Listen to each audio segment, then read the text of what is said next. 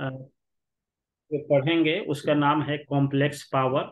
और complex power कहते किसको हैं, और इसका जो है रोल क्या होता है कॉम्प्लेक्स पावर का, ये सब चीजें हम इसमें आज पढ़ेंगे। तो इसको जो है,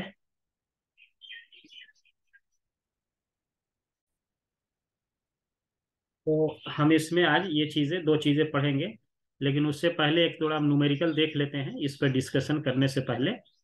तो ये एक न्यूमेरिकल है जो कि कहता है कि फिगर, इसमें ये फिगर है जिसमें वोल्टेज का वैल्यू दिया हुआ है 100 cos omega T and load is inductive with impedance. देखो यही लाइन देख के हम बता सकते हैं कि लोड हमारा इंडक्टिव है कि कैपेसिटिव है। इम्पीडेंस देख के ही हम समझ सकते हैं, अभी बताएंगे कैसे समझते हैं इम्पीडेंस देख करके।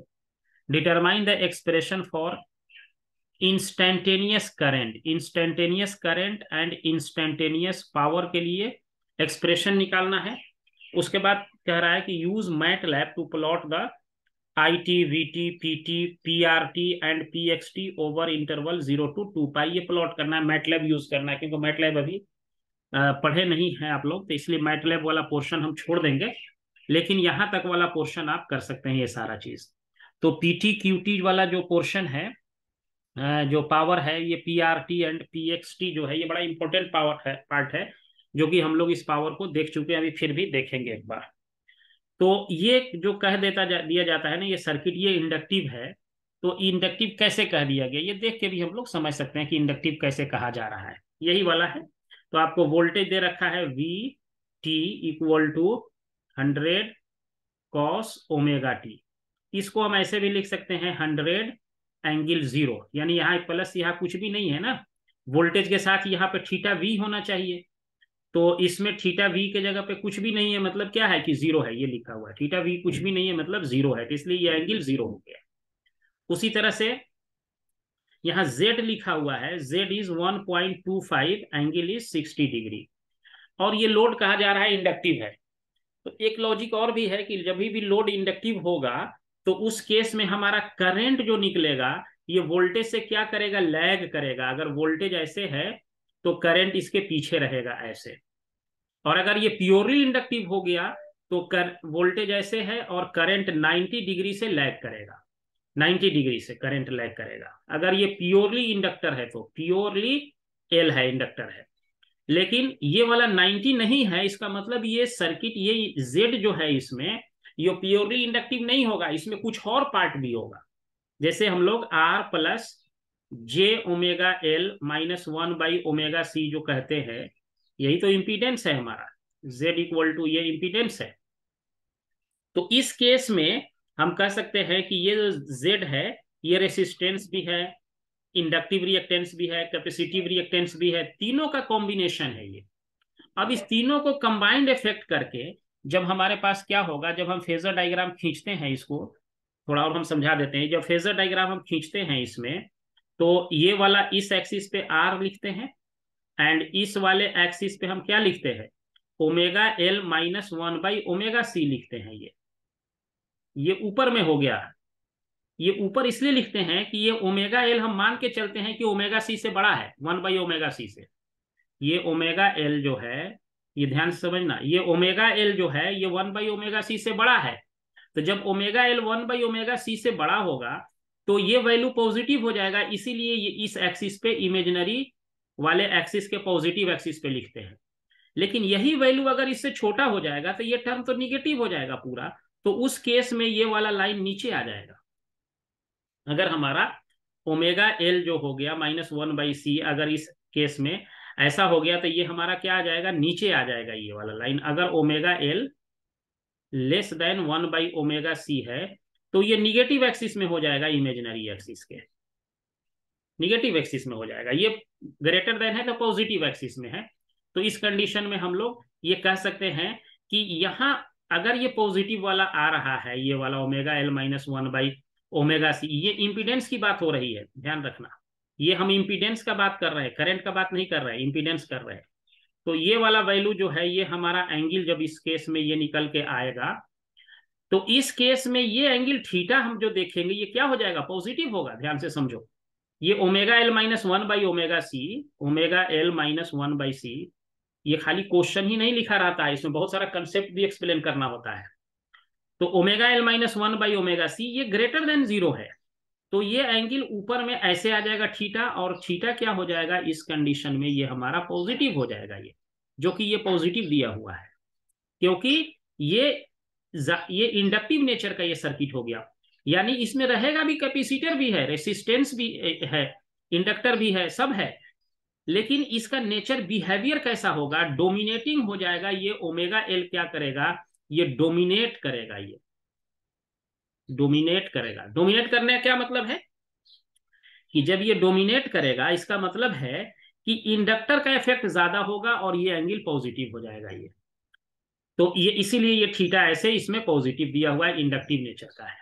अगर यही वाला वैल्यू ये कंडीशन हो जाता तो इसका एंगल जो नीचे में होता ये वाला, तब उस कंडीशन में ये एंगल ऐसे बन के आता ये वाला, और ये आपका एंगल ये माइनस थीटा हो जाता इस कंडीशन में। ये वाला यहाँ पे निगेटिव एक्सिस में लिखते, और ये वाला हमारा क्या हो जाता, माइनस आ जाता ये, तो ये लैगिंग हो जाता है। ये इसको हम तब इस कंडीशन में क्या कहते हैं हम कि थीटा जो जेड जो होता इसका, जेड का अपना मैग्नीट्यूड होता है और एंगल माइनस थीटा हो जाता है, ये मैग्नीट्यूड ऑफ जेड, और एंगल निगेटिव हो जाता अगर ये। तो इस कंडीशन को हम कहते कि ये सर्किट कैपेसिटिव होगा, ये प्योरली कैपेसिटिव नहीं होगा, कैपेसिटिव होगा, यानी कैपेसिटिव इफेक्ट ज्यादा हो गया इसमें। जैसे इसमें इंडक्टिव इफेक्ट ज्यादा था तो थीटा पॉजिटिव हो गया, अगर यही थीटा निगेटिव हो जाता तो कैपेसिटिव इफेक्ट हो जाता है इसमें। यानी कि कैपेसिटर का इफेक्ट क्या है इसमें, डोमिनेट कर रहा है ये कैपेसिटर किसी भी सर्किट में। तो इसको डोमिनेंसी को समझने के लिए हम लोग क्या करते हैं, ये सारी बातें हमने आपको एक्सप्लेन किया कि ये ऊपर रहेगा तो इंडक्टिव नेचर ज्यादा हो जाएगा, नीचे रहेगा तो कैपेसिटिव नेचर ज्यादा हो जाएगा। तो उस कंडीशन में जो जेड का वैल्यू होगा एंगल ये निगेटिव हो जाएगा, और ये अगर ऊपर है तो जेड का वैल्यू पॉजिटिव होगा। यानी कि ये जो लोड इस क्वेश्चन में दिया हुआ है ये ऐसा लोड है जो कि इंडक्टिव नेचर का होगा, इसीलिए लिखा हुआ है load is inductive with impedance, यानी प्योरली इंडक्टिव नहीं है। अगर प्योरली रहता तब तो ये एंगल 90 देना पड़ता है यहाँ पे। यानी इसमें हो सकता है कैपेसिटर भी हो सकता है रेसिस्टेंस भी हो, सब हो, लेकिन डोमिनेट कौन कर रहा है, इंडक्टर वाला, ये वाला वैल्यू ज्यादा है यहाँ पे।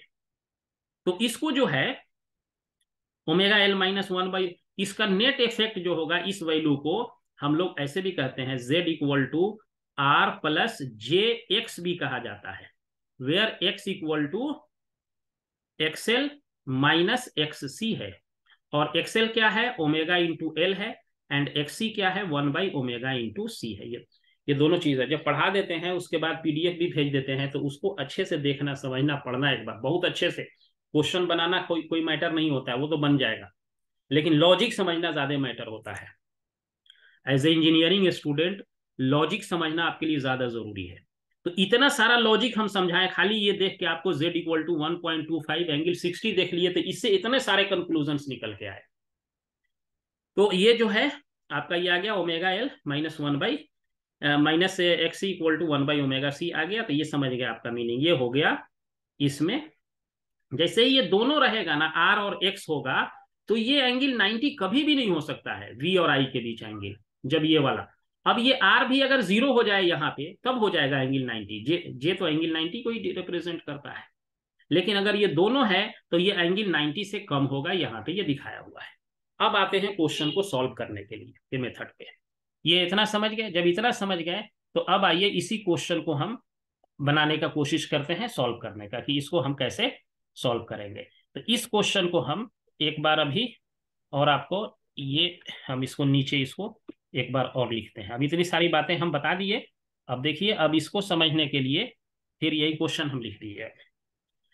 तो अब इसको देखिए कैसे करेंगे कि ये आपका दिया हुआ है वी टी इक्वल टू दे दिया हुआ है, देखो ये टाइम का फंक्शन है 100 कॉस ओमेगा टी, ये वही है जो इसको हम 100 एंगल 0 कह दें, और z इक्वल टू दे रखा है 1.25 एंगल है 60 डिग्री।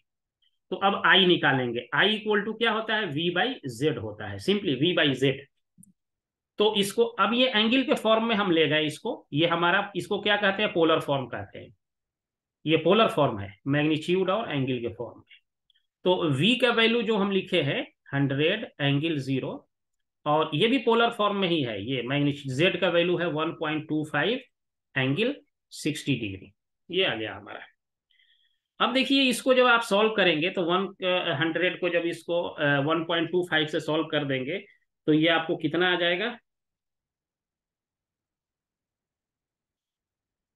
100 को 1.25 से डिवाइड करो, 100 डिवाइडेड बाई 1.25, तो ये 80 आ जाएगा ये। तो ये हो गया 80, और ये ऊपर चला जाएगा तो ये एंगल माइनस हो जाता है, ये मैग्नीट्यूड से मैग्नीट्यूड डिवाइड कर दिए, ये एंगल ऊपर चला गया तो -60 डिग्री हो गया। ये बड़ा लॉजिक समझना, इसमें बड़ी इंपॉर्टेंट लॉजिक है ये।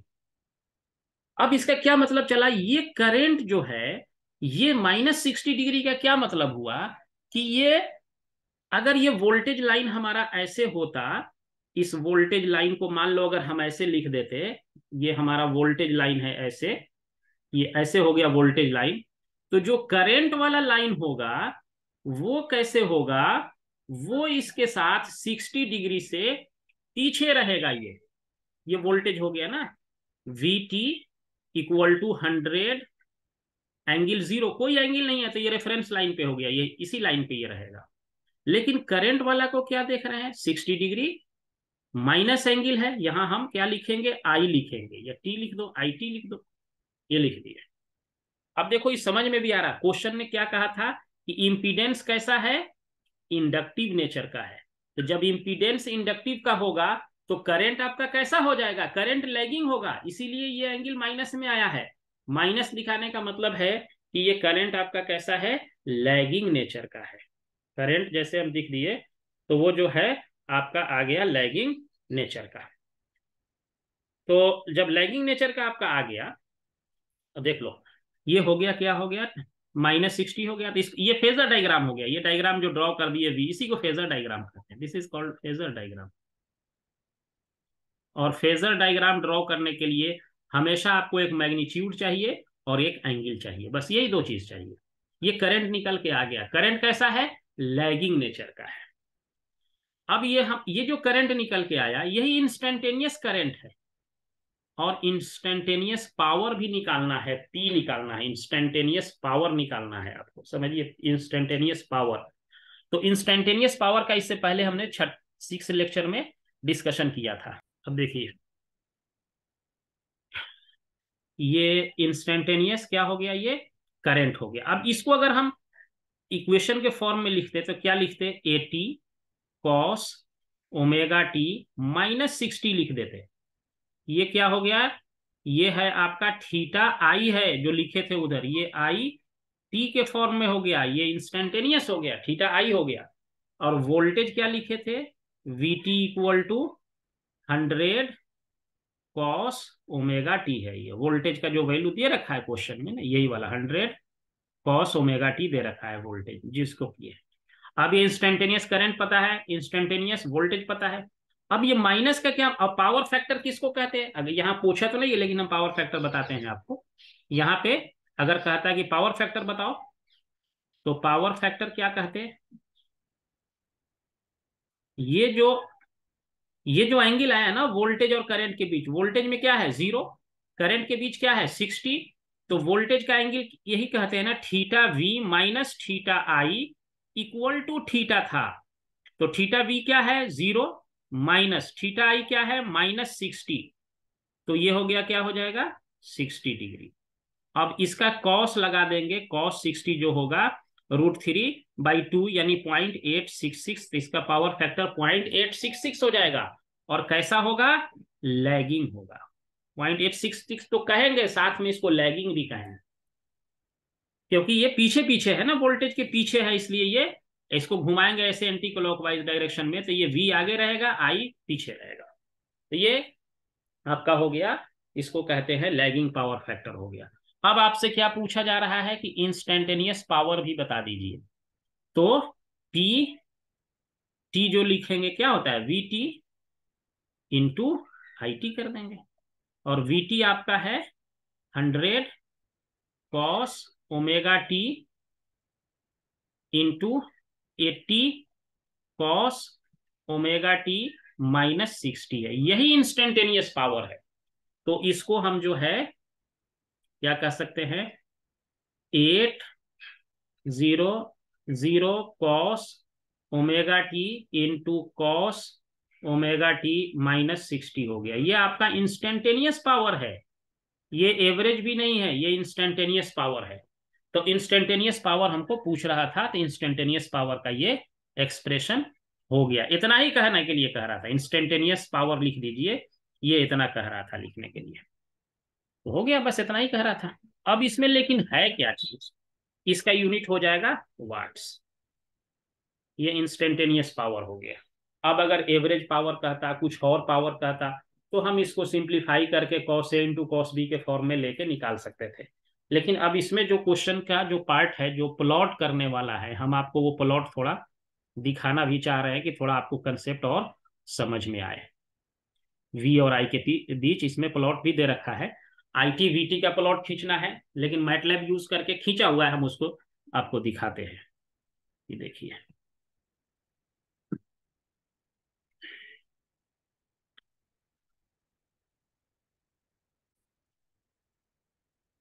ये देखो, ये प्लॉट खींचा हुआ है, किसके किसके बीच है, VT। VT हमारा यही था ना, VT यही था, VM cos ओमेगा टी, और IT यही निकल के आया। ये वाला प्लॉट है VT और IT के बीच, और ये इंस्टेंटेनियस पावर का प्लॉट है। देखो, अब ये जो देख रहे हैं हम लाइन, ये देखो ये क्या है, ये मैग्नीट्यूड क्या है, यहाँ VM का मैग्नीट्यूड था 100, और IM का मैग्नीट्यूड कितना है, IM का मैग्नीट्यूड जो हम निकाले हैं, IM कितना था हमारा, 80 cos ओमेगा टी आता था, यही था IM का मैग्नीट्यूड। देखो IM कितना आया था, यही था 80, और cos जो यहाँ एंगल क्या है, -60 है। तो ये वाला है आपका, इसी से ये निकलेगा, ये है 80 है इसका, और ये है 100। तो देखो, ये जब टाइम 0 हो जाएगा तो ये वाला वैल्यू क्या हो जाएगा, cos cos 0 1 हो जाएगा ये टोटल। तो इस समय ये 100 हो जाएगा, ये यानी कि टाइम t = 0 से ये शुरू हुआ यहाँ से, और ये 0 से शुरू हो करके, अब ओमेगा टी जैसे ही ये 90 आएगा, ये cos 90 जैसे ही होगा, तो ये वाला वैल्यू क्या हो जाएगा, वोल्टेज का 0 हो गया। फिर ये गया यहाँ पे 180 आया, 180 पे हम देख रहे हैं इसका वैल्यू क्या हो गया, इसका वैल्यू निगेटिव हो जाएगा, -100 हो जाएगा ना, cos 180 -1 होता है। फिर इस तरह से ये यहाँ आएगा, इस तरह से ये रिपीट होगा। ये वाला वैल्यू आपका, ये प्लॉट जो है इसके लिए प्लॉट वाला ये वाला है, इसके लिए प्लॉट ये हिस्सा है। उसके बाद देखिए, जब हम करंट की बात करेंगे, ये 80 है और cos ओमेगा टी -60 है। अब इसका देखो, ये वैल्यू पहला वाला वैल्यू जो आया है, टाइम t = 0, जब हम इसमें पुट करेंगे t = 0, अच्छे से समझना, 0 पुट करेंगे तो ये वाला वैल्यू कितना हो जाएगा, 80 cos -60। तो 80 इंटू cos 60 का वैल्यू कितना होता है, cos 60 इज 1/2 है ना, cos 60 1/2 हो गया, तो ये हो जाएगा 40। यानी कि जब टाइम t = 0 है तो उस समय वोल्टेज देखे 100 है, लेकिन जब ये t = 0 डालेंगे यहाँ पे, तो इस करंट का वैल्यू क्या हो जा रहा है, 40 हो जा रहा है। तो देखो, यही ये 40 पे यहाँ पे ये स्टार्ट हो रहा है यहाँ से। ये नहीं समझना कि t = 0 पे ये वैल्यू 80 नहीं है, ये t = 0 पे तो cos -60 है, तो ये 40 से स्टार्ट होगा। उसके बाद टाइम, उसके बाद ये वाला, क्योंकि ये भी कॉस के फंक्शन है, डिफरेंट वैल्यूज लेके अपने से चेक करो। मान लो ये इसको हम 90 डाल देते ओमेगा टी को, सपोज करो अगर हम ओमेगा टी 90 डाल देते, तो ये कितना हो जाता, 80 इंटू cos 30 हो जाता।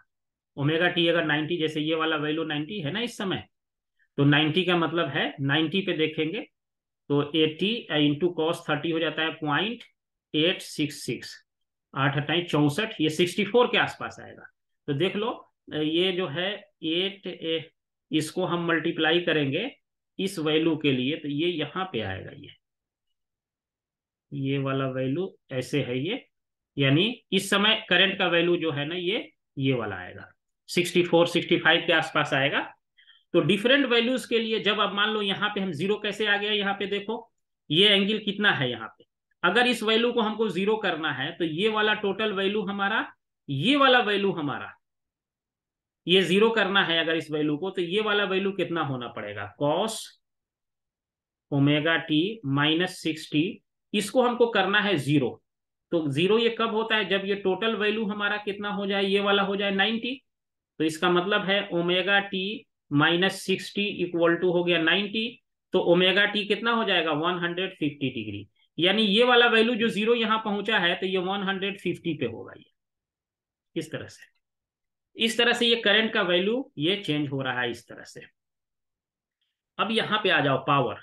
पावर क्या है, सेम उसी तरह से है, वीटी इंटू आई टी किया गया है इंस्टेंटेनियस वैल्यू, यानी पावर जब मेजर करना है। अब यहाँ देखो करंट कितना है यहाँ पे, ये हम निकाले थे 40, यहाँ पे वोल्टेज कितना है 100, तो 40 इंटू 100 करेंगे time T equal to zero पे, तो कितना आना चाहिए 4000। तो ये 4000 दिया हुआ है यहाँ से 4000। फिर आगे बढ़ो, जब हम आगे बढ़ रहे हैं तो हर वैल्यू के लिए यानी कि वोल्टेज लेंगे, और यहाँ पे जैसे ये वोल्टेज और यहाँ पे ये करंट आएगा, दोनों के लिए हम सेम लाइन खींचेंगे यहाँ पे। ये हम समझाने के लिए कर रहे हैं अभी आपको, ये वाला ऐसे खींचेंगे तो ये वोल्टेज और ये करंट दोनों को मल्टीप्लाई कर देंगे, तो ये वाला लाइन ऐसे बढ़ते आएगा, यहां तक आएगा, मैक्सिमम वैल्यू तक जाएगा एक बार। फिर उसके बाद ये ऐसे डिक्रीज होगा, ये जा करके निगेटिव भी आएगा इसमें इंस्टेंटेनियस पावर में, ये ऐसे जाएगा, ये इस तरह से हर वैल्यू के लिए हम इसको सॉल्व कर लेंगे, तो पावर का भी इस तरीके से वैल्यू निकल जाता है कैलकुलेशन के लिए।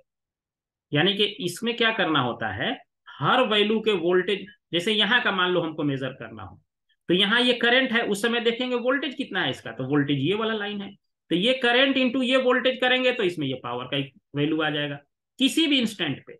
अगर यहाँ पे देखना हो, मान लो ये इस समय करंट है, उस समय इसका वोल्टेज कितना आएगा, तो सीधा नीचे लाइन खींचो, ये सीधा लाइन जब हम यहाँ से खींचेंगे, यहाँ से सीधा स्ट्रेट लाइन ऐसे खींचेंगे, तो ये जहां पे इसको कट करेगा ना, ये वाला जगह को, तो ये हो गया करंट, ये हो गया वोल्टेज, मल्टीप्लाई कर दो, पॉजिटिव है तो ऊपर, निगेटिव है तो नीचे आ जाएगा। ये इस तरह से ये पावर का इक्वेशन ये दे दिया गया, तो ये पावर का हो गया। एक और कैलकुलेशन इसमें दिया हुआ था, प्लॉट दिया हुआ था, हम वो भेज देंगे, अपने से समझ में लेना।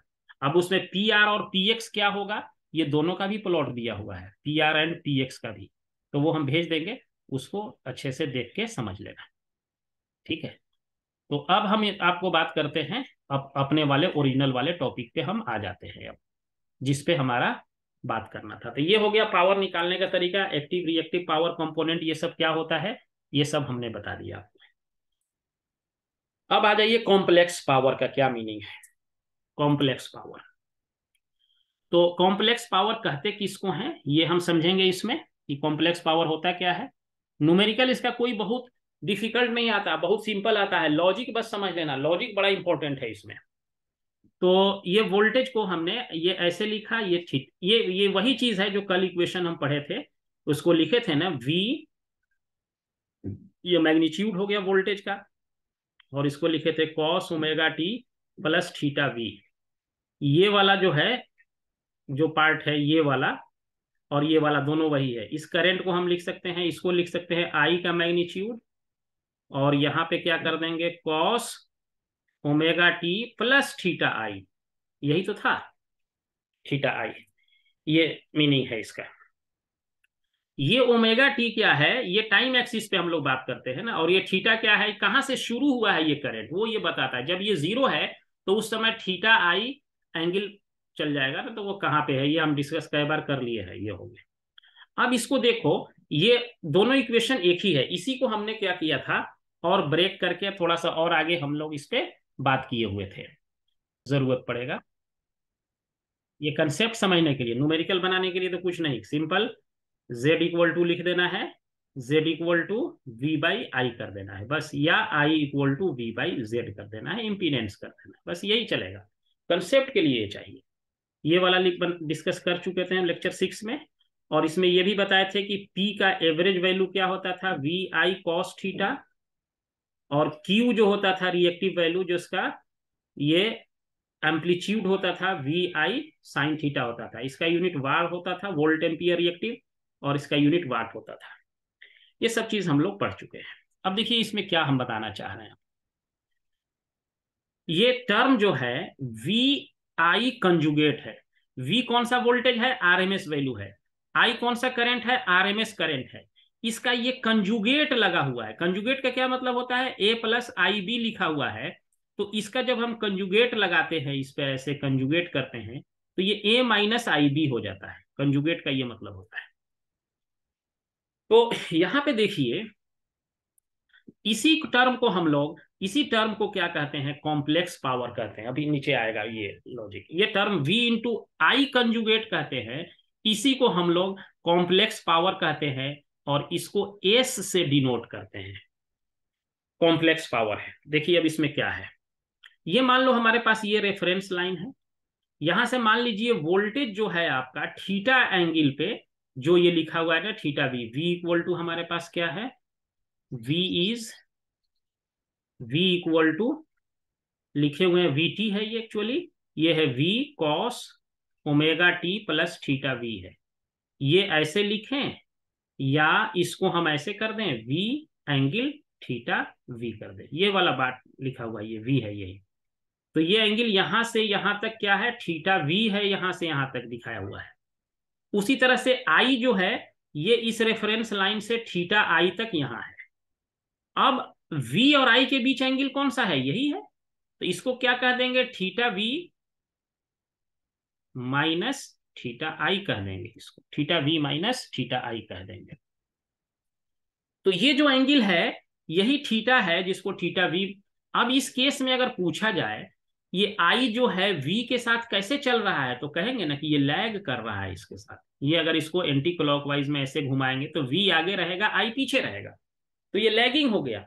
और ये जो लाइन दिखा दी है ना, इसी को फेजर डायग्राम कहते हैं। तो फेजर डायग्राम इसी को तो कहते हैं। बार बार फेजर डायग्राम हम आपको लिख रहे हैं। फेजर डायग्राम क्या है, वोल्टेज और करंट ही तो दिखा रहे हैं उसमें। तो ये हो गया, लैग कर रहा है यहाँ पे। अब ये लैगिंग कर गया तो सर्किट में कौन सा पार्ट डोमिनेट करेगा, इंडक्टर या कैपेसिटर, बताओ। सर्किट में कौन सा पार्ट डोमिनेट करेगा, अगर ये करंट लैग कर गया तो सर्किट में इंडक्टर डोमिनेट करेगा या कैपेसिटर, इंडक्टर। हाँ इंडक्टर डोमिनेट कर जाएगा, है ना।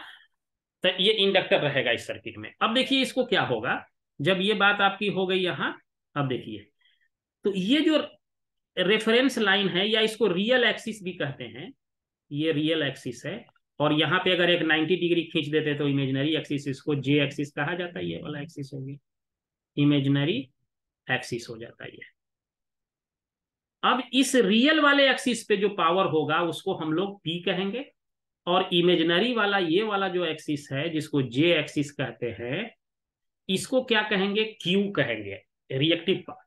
और ये ऊपर के तरफ क्यों ऐसा दिख रहा है, पहला वाला इक्वेशन अगर याद हो तो जरा सा सोच के देखो कि ये वाला जो इस एक्सिस में अभी आया था वो क्या था, omega L minus one by omega C था, यही तो था। ये यहां लिखो या यहां लिखो, बात एक ही है। तो इस लाइन से एसोसिएटेड जो भी पावर होगा इस लाइन पे, इसी को क्या कहते हैं, रिएक्टिव पावर कहते हैं। क्योंकि इसमें रिएक्टिव कंपोनेंट है यहाँ पे, omega L minus one by omega C क्या है, ये रिएक्टिव कंपोनेंट है ना ये। तो रिएक्टिव कंपोनेंट होने के वजह से इसमें जो पावर एसोसिएटेड होगा that is called reactive power, उसको क्यू कहते हैं। तो ये पी और क्यू हो गया, और ये डायगोनल मिला दो एस, इसी को हम लोग क्या कहते हैं कि ये आपका ये क्या हो जाएगा, S equal to P square plus Q square हो जाएगा। इसको हम लोग एपरेंट पावर भी कहते हैं। क्यों कहते हैं, पी का वैल्यू देखो क्या है, V I cos theta. Q का वैल्यू क्या है, वी आई साइन थीटा। इसका स्क्वायर करके रूट निकाल लो तो क्या बच जाएगा, वी इंटू आई आ जाएगा कि नहीं, V square I square cos square theta plus V square I square sine square theta. तो उससे ये हम सॉल्व कर लेंगे ना इसको, V square V I cos theta का square plus V I sine theta का स्क्वायर और इसका स्क्वायर रूट। तो इसको स्क्वायर रूट सॉल्व करेंगे तो यही वाला आ जाएगा। तो ये पावर आपको आ गया। अब देखिए ये पावर जो है कितना एंगल बनाया, थीटा। ये थीटा और ये थीटा दोनों सेम है। अगर ये थीटा पॉजिटिव है तो इसका मतलब है कि ये रिएक्टिव पावर क्या होगा, पॉजिटिव हो जाएगा।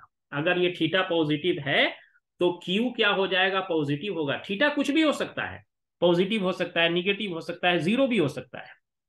लेकिन किसी भी इलेक्ट्रिकल इंजीनियरिंग में ये क्वेश्चन होता है कि इस क्यू को मिनिमाइज किया जाए, क्यू को कम से कम रखा जाए, क्यू को नहीं बढ़ाना चाहते हैं।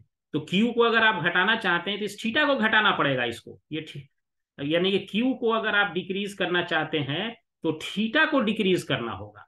और चाहते हैं कि क्यू अगर आपका जीरो हो जाए तो थीटा भी जीरो होना पड़ेगा क्यू के जीरो होने के लिए। थीटा अगर ये बिल्कुल ये लाइन यहाँ पे आके कोइंसाइड कर गया तो थीटा जीरो हो जाएगा, तो कॉस जीरो क्या हो जाएगा, 1 हो जाएगा, तो पावर फैक्टर क्या हो जाएगा, यूनिटी हो जाएगा उसका। यही चाहते हैं सर्किट में। पावर फैक्टर जैसे ही यूनिटी होगा सर्किट प्योरली रेसिस्टिव हो जाएगा, उस समय सर्किट आपका प्योरली रेसिस्टिव हो जाएगा।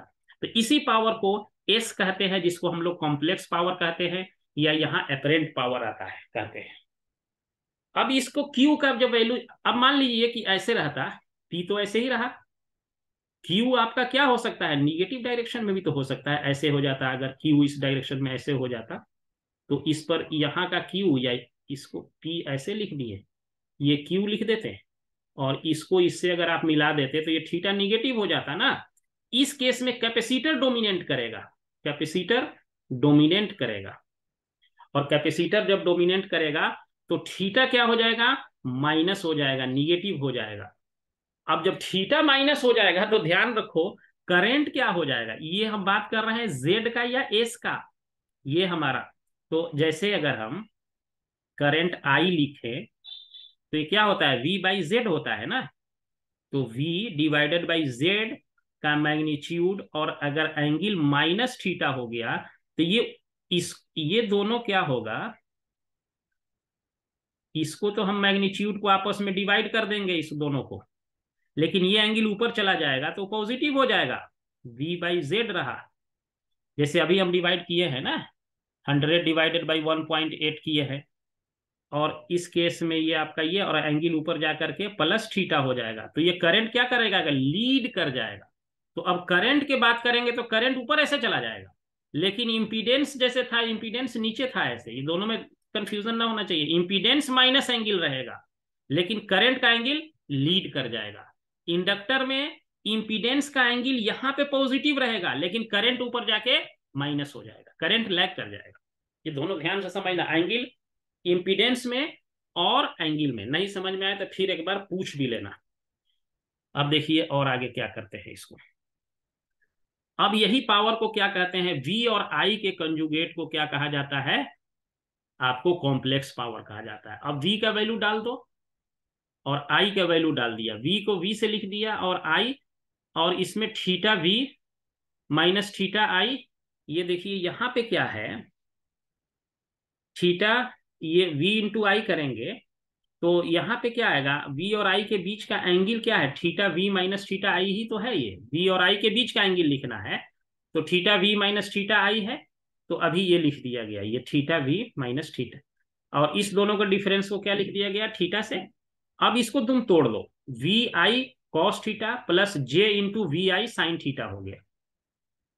और इस टर्म को, ये वाला जो लाइन हुआ ना, ये वाला line V I conjugate S को, ये एस कौन सा है पावर, एस को हम दो पार्ट में जब ब्रेक करेंगे पी प्लस जे क्यू कहते हैं, ये डिफिनेशन है, पी प्लस जे क्यू। अब इस दोनों को, रियल पार्ट को रियल और इमेजनरी को इमेजनरी से इक्वेट कर दो। तो रियल को जब हम इससे पी को इक्वेट करेंगे रियल पार्ट, तो वी आई कॉस थीटा हो जाएगा, और क्यू क्या हो जाएगा, वी आई साइन थीटा हो जाएगा, जो कि हम पहले भी ऑलरेडी निकाल चुके हैं वहां। कॉम्प्लेक्स पावर में खाली दिखाना चाह रहे हैं, P equal to V I cos theta and Q equal to V I sine theta हो गया। ये लिख दिया, ये यही हो गया कॉम्प्लेक्स पावर। अब एस का value P square Q square is apparent power, बड़ी ध्यान समझना इस लाइन को, एपरेंट पावर है। It's unit is volt ampere, इसका यूनिट क्या हो जाएगा, एस हमको निकल के आया ना वी इंटू आई, तो इसका यूनिट क्या हो जाएगा, वोल्ट इंटू एम्पियर हो जाएगा। या बड़े यूनिट के लिए अब मान लो 1000 वोल्ट एम्पियर रहेगा, तो इसको हम कर देंगे ना 1 kVA कह देंगे, किलो वोल्ट एम्पियर भी कर सकते हैं इसको। इससे भी बड़ा अगर रहता तो 1 मेगा वोल्ट एम्पियर भी यूनिट हो सकता है। अगर ये 1 लाख रहता तो मेगा वोल्ट एम्पियर भी इसको कह देते हैं। Apparent power gives direct indication of heating and is used as a rating of power equipment. Power equipment के रेटिंग को हम VI में मेजर करते हैं। पावर इक्विपमेंट कौन कौन से हैं? जनरेटर, पावर इक्विपमेंट जैसे जनरेटिंग स्टेशन है, जनरेटर ये पावर इक्विपमेंट है। मोटर भी बड़ा बड़ा मोटर जैसे होता है, इंडक्शन मोटर है जैसे, उस वो भी क्या है कि पावर इक्विपमेंट है। Apparent power has practical significant of electrical utility company. ये इलेक्ट्रिकल यूटिलिटी कंपनी का है, जहां इलेक्ट्रिकल एनर्जी जनरेट होता है। Utility company must supply both average and apparent power to consumer. ये कौन सा पावर है? Apparent power.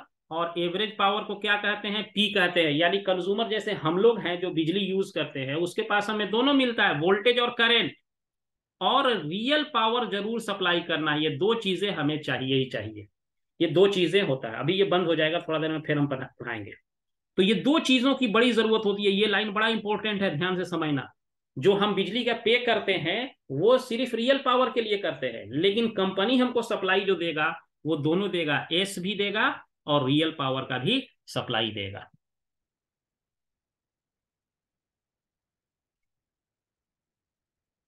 ये लैगिंग लीडिंग वाला है, जो कि हम आपको अभी बता चुके हैं, एक्सप्लेन कर चुके हैं। फिर